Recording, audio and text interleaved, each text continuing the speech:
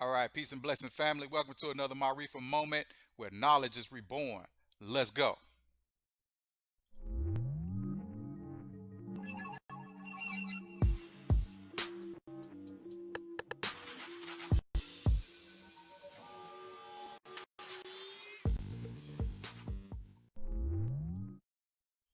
All right, we black. It's your man Maarifa Black again. We're coming to you live.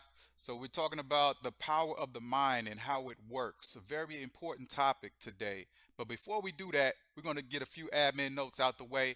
As you see on the banner right here, we want you to subscribe, like, follow us on all our social media platforms and YouTube. So please do that. Please do that. The second thing we would like for you to do is go to marifaasar.com and join the knowledge movement today. I'm rocking a Maarifa Asar gear. As you see the hat and the tee, looking decent right there. Go and get you some fly gear. Support the knowledge movement. Maarifa Asar is a proud supporter of the Marya Foundation, which is a nonprofit youth educational program designed to help kids with African studies, give them career guidance, tutoring in mathematics, reading, and sciences, as well as counseling where needed. All right, so proceeds from every purchase or sales from Maarifa Asar will go towards the Marya Foundation. So support that today. Make a purchase at maarifaasar.com. Don't forget to like, subscribe, follow us, and share all social media platforms at Maarifa Asar LLC. All right, with that being said, let's move forward. Let's get into our first winner. All right, our first point. We got 3 points, and we're gonna be in and out. We're not gonna keep you long. In and out. We're gonna get this knowledge in you. We're gonna let you marinate on this knowledge, and then let you come on and seek some more at a later time with another video. All right. So point number one: how the mind works. Everyone has a mind. We only have one. We should know how it works and how it functions and what it does. So the mind is very important. You can't have any action, you can't do anything without first having a thought, and it occurs in the mind. Okay, so the mind is extremely important. Now, hold on a second. Sorry about my throat. But Joseph Murphy, he says it this way: your mind is possesses two distinct characteristics. The function are two functions of your mind. They're essentially unalike. Each has its own separate attribute and characteristic and its own power. It's called the objective and the subjective mind. Okay, so the objective is the conscious mind where you're aware of things, and the subjective mind is the subconscious mind where you're not aware of things. You've heard people say or refer to it as I'm woke, or some people will say you're asleep. You know what I mean? So your consciousness is where you're woke, you're sleeping, and your dream state is your subconscious mind taking over. All right, so your subconscious mind is the foundation of the works according to the law of belief. Belief is something someone accepts as true or real, and they hold a firm opinion or conviction about that. Okay, the way your mind works, it has to believe that belief is actually possible. Okay, if it makes sense to you. So the belief of your mind is your thoughts in your mind. That's that simple. Okay, belief is nothing but more than your thoughts. Okay, so whatever you're thinking, that's what you're going to believe. All right, and that's your conscious mind. Okay, so whatever you're thinking, you actually will actually believe in.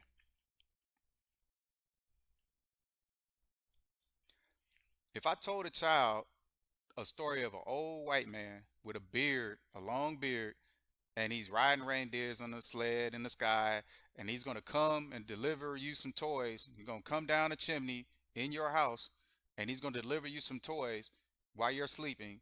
The child is going to think about that, and it's going to resonate with that child. And the child is going to wonder about the experience that it could possibly have with this person that we call Santa Claus. Even though the child will ignore logic and reason and will never ever think and wonder, like, how can this person come down the chimney if we don't have a chimney in our house? So the rational part is left out. All the child is concerned about is having that experience with the toy. So this is a part of thinking and how belief is created. Okay, if the child is constantly thinking, constantly thinking, constantly thinking, and resonating about an experience with the toy, the child will have expectations of that toy. So this time, every year, a child who has that belief will make those assumptions, and they will be expecting to have this experience with this so-called Santa Claus person. So that's how thoughts and belief are created, and then the subconscious mind will create an emotion, a response to that, which they will get happy or excited or something, some type of feeling that will be inside of them where they will actually feel a need to be looking forward to seeing this Santa Claus person. All right. All of your experiences, events, and your conditions are the acts and reactions of your subconscious mind to your conscious thoughts. Okay? Your thoughts, which are your consciousness, is your developing initial actions. Okay? And your subconscious is the natural response from your own thoughts. All right? So, as a man thinketh, so shall it be. All right? It's not the things that you believe in, but it's the belief in your own mind which brings out a result. Okay? If you think something is true, then your subconscious mind will make sure that it becomes a part of your experience. All right. So let's move forward.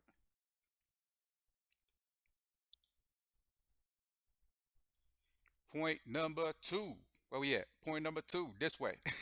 All right. Point number two. What goes in the mind must come out. All right. What goes in must come out. All right. So the best way to distinguish the two functions of your mind is to look upon your own mind as a garden. You are the gardener of your garden. You're planting seeds constantly all the time with your thoughts, okay? And you're putting those seeds deep down into your subconscious mind all day long, all right? Now, based on your habitual thinking, as you sow in your subconscious mind, so shall you reap in your body and your environment around you, okay? That means the people that are around you, the place that you live, all of your environment. All right.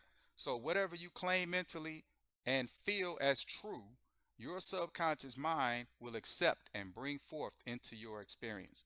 If your thoughts are negative and you repeatedly tell people that I can't do it or something, or I can't afford this, or if you say it's not possible for me to do this, that, and the third, your subconscious mind is going to make sure that it takes you at your word and sees to it that you're in a position to not even accomplish that at all. You won't be able to make that purchase. You won't be able to pay those bills. You won't be able to make that, take that trip. You won't be able to get that job, because you're always constantly thinking negatively. You're always thinking that something is going to happen bad. You're always thinking that, something is holding you back. It is you that's holding you back, and how you're thinking about things and seeing the way that you're imagining things in your mind. So you have to change that. Okay. So you have to be able to change that in order to be successful. Everything thought is a cause, and every condition is an effect. All right. This is why it's extremely important that you take charge of your thoughts in order to bring about a desired outcome or condition for you. When your mind thinks correctly, when you understand the truth, when the thoughts are deposited in your subconscious mind are constructive, harmonious, and peaceful, the power of your subconscious mind will respond and bring about peaceful conditions, better surroundings, and the best of everything for you. Take a look around yourself and where you live. You know what I'm saying? You'll notice that majority of the people in your conditions and your surroundings are more concerned with the physical, more concerned with the material, more concerned with their, keeping up with the Joneses type of stuff, where there are others like enlightened people who will have more interest in the world within themselves. All right. So they're not impressed with the material items. They don't really care about that type of stuff. They're more interested in the world within, which is their thoughts, their feelings, and the image that comes along with that, and how they're creating it for themselves. And that expression will be expressed within their own physical being. All right. Your subconscious mind is a reactive process. It responds to the natural efforts of your conscious thoughts. It is reactionary. Okay. If your conscious thoughts are full of fear and anxiety and worry, the negative emotions that you will feel. Sometimes you'll get tremorly, or sometimes you'll be fearful. Sometimes you'll get sweaty palms, or you'll get sweaty armpits, or you get nervous and stuff like that. And you really don't, you go into a shell. Those are natural responses of the subconscious mind from your thoughts, the way you're thinking. And your thoughts are negative, then you're going to have that response portray in your physical being. Okay. So this is a natural occurrence of the subconscious mind, and it releases a flood of conscious thoughts and a sense of panic and fear. It feels like something bad is going to happen to you if you have those negative thoughts. So that's your subconscious mind responding to your thoughts, your conscious thoughts. Okay. So when this occurs, you have to speak directly, and you have to speak with authority and strongly to your subconscious mind and say, no, we're not going to do that. Be still, be quiet. I'm in control. You have to follow me. Okay, so you have to tell your subconscious mind that we're going in an opposite direction. We're going to think positively about the situation. We're not going to panic. We're going to calm ourselves down and relax. You can also use techniques like breathing. You can take a moment to breathe and collect yourself, collect your thoughts, and calm yourself down and change your mindset to away from the fear and the panic. So whatever you goes into your thoughts is going to eventually come out. Okay, so you have to think positively and keep those positive images and positive messages running constantly into your thoughts. Okay, in order to have a desired outcome. It's fascinating how that works. Your mind and your body will respond to you speaking convincingly to your irrational emotions. Okay, so your movements and your deeper subconscious mind will respond to that. It will bring a sense of calmness and peace about your physicality and your mental. Remember, the subconscious is a subject to the conscious mind, so it's underneath there. This is your conscious mind, this is your subconscious mind, or the upper and lower brain, however you want to do it, left or right hemisphere, however you want to think about it. That is the way that the brain and the mind functions and works. Okay, so knowing this, you have this knowledge of this interaction and how the subconscious and the conscious interacts with each other. Then your mind will be able to transform your whole life. You'll be able to control your thoughts, and your subconscious thoughts will actually render a better result for you. In order to change external conditions, you must change the cause. A lot of people, they go through life having issues and problems, not knowing how to solve those issues and problems, but what they're doing is they're running away from the conditions, and they're leaving the cause. What you have to do is change the cause instead of changing the condition and the circumstance for the most part. Sometimes it is good for you to get away from a situation, to reassess the situation, move yourself out of a situation in order for you to recollect your thoughts and to have a fresh start and start over. Sometimes that's good for you, but most times you're not able to do that, either financially or whatever situation may occur. Then you have to change the cause. And the cause could be the way that you're thinking about the situation. Okay. So you have to change your condition by changing your mind, your thinking, your consciousness, and then your subconscious will then respond accordingly. All right. So moving on. Moving on. 3 points. I told you, 3 points in and out. All right. So, third point, the power of manifestation. The power of manifestation is real. Okay. It is real. And it is very, very powerful. So, learning these methods and how to get your manifestation accordingly to be able to manifest positive things into your life and then be able to bring those results together for you is something that you have to put into practice. It's a repetition. It's something that you have to bring about within your own being from your personal thoughts, okay? And how you practice putting those thoughts into your mind and being conscious enough, which means aware of what's going on around you at a certain particular time and how you should respond to that. All right. So knowingly, you have to manifest yourself into a repetitive state. Okay, your thoughts and repetitions will begin to grow internally and ultimately reveal itself in your physical. If you find yourself having negative thoughts, the first thing you should do immediately is to stop it. Okay, go in the opposite direction and start thinking positive. Think positive results. Remember, thought is the developing action. The reaction is the response from your subconscious mind, and it reflects in your emotion. Okay, so your emotional is because your subconscious mind is going from your thoughts and is giving you this emotional response. Thoughts are the developing action, and your reaction is the response from your subconscious mind, which responds to the nature of your thoughts. It's a natural reaction.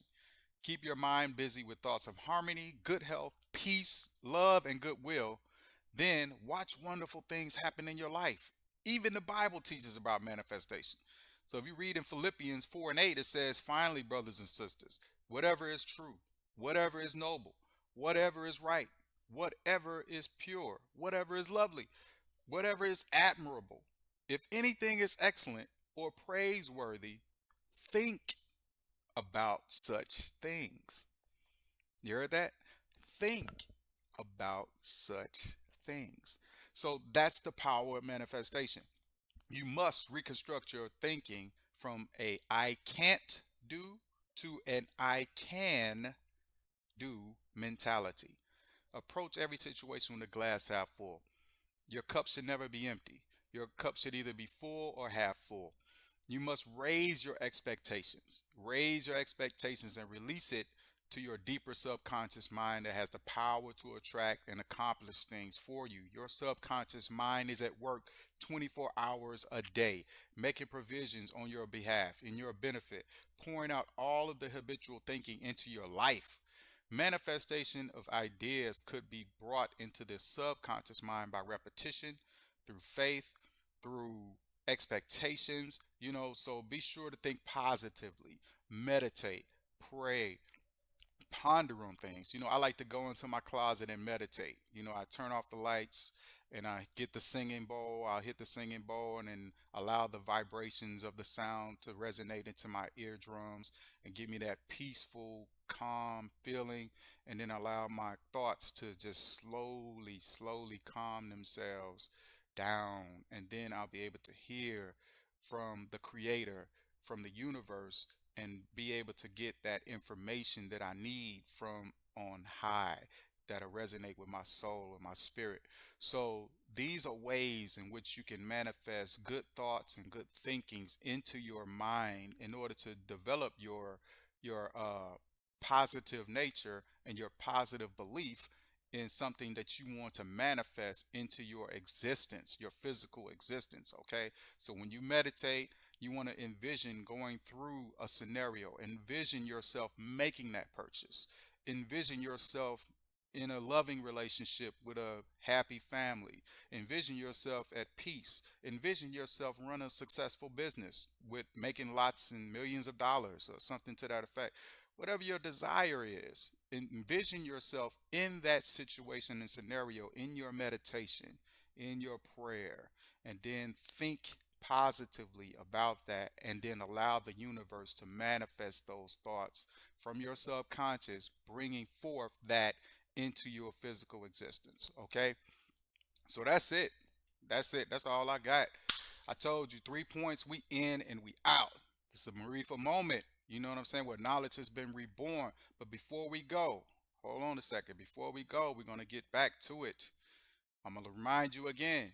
Subscribe, like, share, follow us on, all the social media, YouTube, Facebook, Instagram, at Maarifa Asar LLC. Also go to maarifaasar.com. You see it down in the description and on the banner. It's going to be in the description and on the banner. The link is right there. maarifaasar.com. Go get you some fresh fly gear. Support the knowledge movement. Become a member. Join the knowledge movement today. You want to get you some gear. Support the Marriott Foundation. Support Maarifa Asar, which is a proud supporter of the Marriott Foundation, a nonprofit organization for educational youth program. All right. Remember, like I said, it's been a Maarifa moment. And the more you know, the more you grow, and the better off we all shall be. So until next time, love and light. Peace. Let's get to it.